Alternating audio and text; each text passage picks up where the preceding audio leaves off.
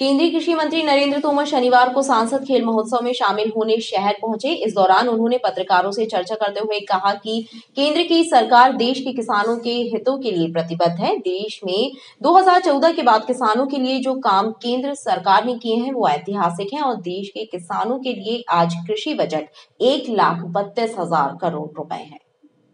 केंद्रीय कृषि मंत्री नरेंद्र सिंह तोमर का शनिवार को जबलपुर आगमन हुआ। केंद्रीय कृषि मंत्री नरेंद्र तोमर सांसद खेल महोत्सव में शामिल हुए।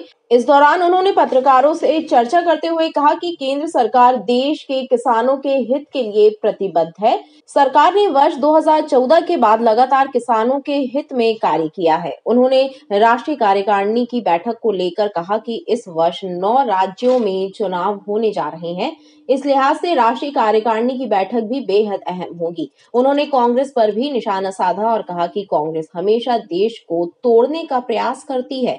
हम 365 दिन जनता की सेवा के लिए काम करते हैं।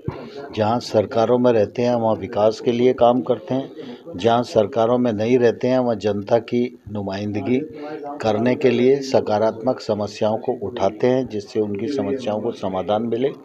और नरेंद्र मोदी जी जैसा एक चमत्कारिक नेतृत्व भारतीय जनता पार्टी के पास है। इन 8-9 सालों में नरेंद्र मोदी जी के नेतृत्व में देश की साख दुनिया में भी बढ़ रही है और देश भी आगे बढ़ रहा है। रोजगार के अवसर बढ़ रहे हैं, देश की ग्रोथ बढ़ रही है, देश की प्रतिष्ठा बढ़ रही है। मेक इन इंडिया के माध्यम से अनेक प्रतिष्ठान देश में खड़े हो रहे हैं। आज की परिस्थिति में हम रेल का इंजन बना रहे हैं, रेल बना रहे हैं जो पहले कभी होता नहीं था।